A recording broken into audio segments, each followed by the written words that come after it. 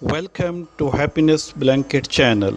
Subscribe this channel so that you may get our new selection from the world best videos.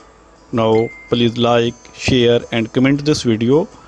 We are thankful to the video producers for their reuse permission. The human body runs on food. Once, food shortage was the major concern.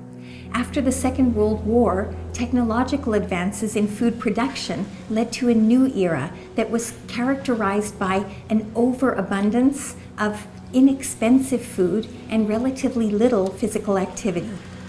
In the decades that followed, other sociocultural shifts continued to contribute to the changing way we ate. Women who had previously controlled most of the average family's food preparation now entered the workforce in significant numbers, and the processed food industry began to capitalize on our need for fast, convenient food. This meant that fewer meals were being cooked at home, and since convenience foods were generally higher in calories than home-cooked meals, the average person's caloric intake increased dramatically. Academics studying the intersection of food and health, like Michael Pollan, have written extensively about the implications of this cultural shift on the way we eat today. To the extent we outsource our food, first we eat less healthy food, more salt and fat and sugar, but we also eat more food because processed food is often designed as snack food and marketed to us as a way to eat continually through the day. The changes in the way we as a society ate led to the emergence of obesity as a recognized chronic disease with well-defined health consequences. And medical recommendations were made to try and address this growing health crisis. In the second half of the 20th century, a lot of attention was focused on reducing saturated fat and total fat in our diets.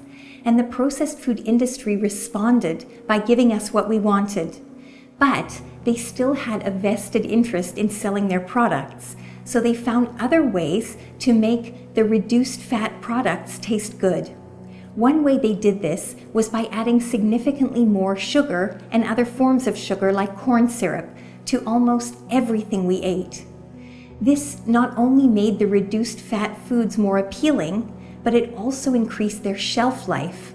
So the food industry had a huge incentive to add corn syrup and other sweeteners to packaged foods.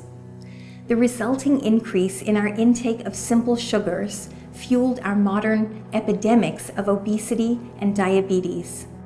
These shifts in our food consumption patterns have led us to a point in history where a physiological adaptation, our ability to store energy as fat, has become maladaptive.